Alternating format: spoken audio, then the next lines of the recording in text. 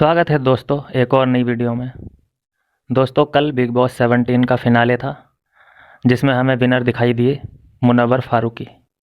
ये मुनव्वर फारूकी वही हैं जिन्होंने प्रभु श्री राम का मजाक बनाया था, जोक्स बनाए थे और इसकी वजह से इन्हें थोड़ी सी हवा भी खानी पड़ी थी जेल की। ठीक है, और उस आदमी को इन लोगों ने हीरो बना दिया। और ये ऐसा कोई एक पहला बंदा नहीं है, ना ये आखिरी है जो प्रभु श्री राम का नाम बदनाम करके या फिर किसी भी भगवान का, हमारे मतलब सनातनी धर्म का मजाक बना के हीरो बना है। इससे पहले भी कई एग्जाम्पल हैं, जैसे ओ माई गॉड फिल्म थी, उसमें किस तरीके से हुआ था, पी के फिल्म में किस तरीके से मजाक बनाया गया था। तो ये पहली बार नहीं है, और जो भगवान का मजाक ना बनाए वो हीरो बन ही नहीं सकता। हमने कई एग्जाम्पल ऐसे देखे हैं कि आजकल इस तरीके के हीरो की लाइन लगी पड़ी है। अंजलि अरोड़ा को देख लो, वो एग्जाम्पल सेट कर दिया इन्होंने। उसका पॉडकास्ट पे इंटरव्यू लिया जा रहा है, एग्जाम्पल सेट किया जा रहा है कि भाई तुम 23 साल की उम्र में तुम्हारे 13-14 मिलियन फॉलोअर हैं और तुमने 4 करोड़ का घर लिया है। तो उन ऐसे लोगों के इंटरव्यूज़ होते हैं, उन्हें बाइज्जत बिठाया जाता है। हमने ज़्यादातर इंटरव्यू किन लोगों के देखे होंगे, जैसे ओ बंटा है भाई बंटा है, तेरा घर जाएंगा बेडू।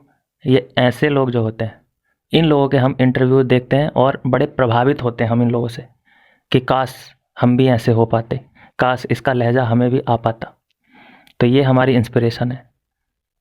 कभी उन लोगों का हमने कभी इंटरव्यू नहीं देखा होगा जो नेवी से कोई महिला रिटायर्ड है या फिर कोई जनरल है। एटलीस्ट हम उनको इज्जत नहीं दे सकते तो उनकी बेइज्जती तो ना करें। उनके जो डिसिप्लिन होता है उनका मजाक बनाया जाता है। उधर साउथ इंडियन में कोई किसी का नाम इतने बड़े बड़े होते हैं, वेणुगोपाल, कृष्ण सैयर, अय्यर, इस तरीके के जो नाम होते हैं उनका हमें मजाक देखने को मिलता है अपनी फिल्मों में। जैसे धमाल फिल्म थी, उसमें देखा था हमने कि भाई तेरा नाम जब तक तू लेगा तब तक तो मैं गोवा पहुंच जाऊंगा।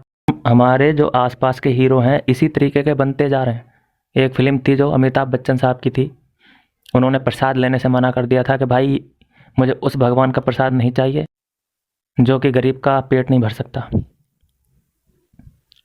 और उसी फिल्म में 786 का बिल्ला लटका के उन्होंने गोलियां झेलनी थी और वो पर्दा एक ले लिया था हरे कलर का कि भाई मार, मेरा अल्लाह मुझे बचाएगा, ये करेगा वो करेगा।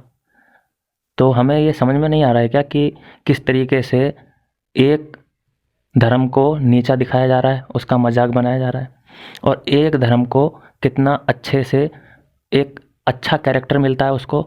और वास्तव फिल्म में हमने देखा था जो हमारे परेश रावल जी हैं, उनको तो सैल्यूट है भाई, दोगलेपंथी की सैल्यूट। वास्तव फिल्म में क्या हुआ था देखा था आपने, वो जो परेश रावल का कैरेक्टर था, कितने कि भाई मैं नमाजी आदमी हूँ, मैं 2 वक्त का 3 वक्त का नमाजी आदमी हूँ। तो उसको कितना रिस्पेक्टफुल दिखाया गया था। आपने कभी देखा है कि पंडित जी को किसी अच्छे तरीके से, किसी अच्छे कैरेक्टर में किसी पंडित को आपने नहीं देखा होगा। किसी बाबा पे तो आपने कितने जोक्स देखे होंगे। अभी बिग बॉस में भी जो बाबा बने थे सुदेश लहरी, देखा उनका मजाक क्या हुआ था। चेला कुर्सी पे बैठा है और बाबा नीचे बैठा है। ये किस तरीके की हिपोक्रेसी है।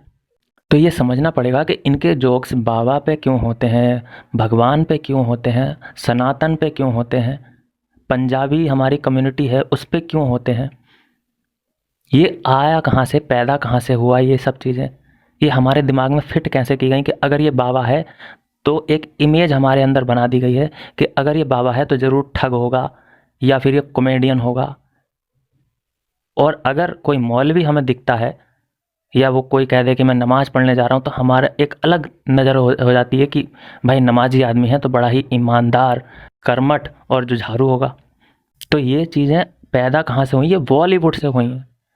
और ऐसे जो बंदा सनातन धर्म की रिस्पेक्ट नहीं करता है, उसकी बेइज्जती करता है, उसको नीचा दिखाता है, जोक्स बनाता है, मुनव्वर फारूकी ऐसा ही तो एक एग्जाम्पल है हमारे सामने। जो प्रभु श्री राम का मजाक बनाएगा वो हीरो बन गया, जो वो हीरो बनेगा ही बनेगा। अभिषेक सनातन धर्म का था, थोड़ा सा जय माता दी करता था, राम राम भी करता था अंदर बिग बॉस के, उसका हाल देख लो, रनर अप बना के साइड कर दिया गया। विद्युत जाम्बाल, प्रिंस नरूला, ये सब सपोर्ट कर रहे हैं उसको, मुनव्वर फारूकी को, जबकि जानते हैं इतिहास क्या है, वुमनाइजर। सबसे बड़ी जो गलती की है मेरी नज़र में मुनव्वर फारूकी ने, जो श्री राम का मजाक बनाया था, बस उसी चीज़ से मैं बहुत हर्ट हूँ। मुझे कोई खुशी नहीं हुई है उसके जीतने पे। ऐसा बंदा हीरो हमारी नज़र में हो ही नहीं सकता जो प्रभु श्री राम का मजाक बनाए। तुम इज्जत नहीं कर सकते, उनकी आराधना नहीं कर सकते, उनको तुम रिस्पेक्ट नहीं दे सकते, तो तुम्हें ये हक किसने दे दिया कि तुम मजाक बनाओ सीता मैया का या राम का? और मेकर्स पे भी मुझे इसी बात का गुस्सा है कि उसको विनर बना दिया। लेकिन इसमें मेकर्स के भी हाथ नहीं है, क्योंकि वोट भाई उसको ज़्यादा मिले। अब वोट करने वाले कौन होते हैं? मुनव्वर फारूकी को वोट कौन करेगा? जो सनातन को हेट करता है, क्योंकि उनको भी कहीं ना कहीं पता है कि हिंदू इसको वोट नहीं करेंगे। क्यों नहीं करेंगे? क्योंकि इसने सनातन धर्म का मजाक बनाया था। अब वो जो वोट करने वाले हैं वो तो मजाक बना नहीं सकते, क्योंकि उनके पास कोई इतनी बड़ी फ़ैन फॉलोइंग नहीं होती है। लेकिन कोई उनकी आवाज़ बन के वहाँ पे है बड़े स्टेज पे, तो उसको ही सपोर्ट कर दो। तो उस हिसाब से धड़ाधड़ वोट मिले हैं मुनव्वर फारूकी को। किसी भी हमने वीक में देखा ही नहीं है मुनव्वर को नीचे आते हुए, टॉप पे रहा है।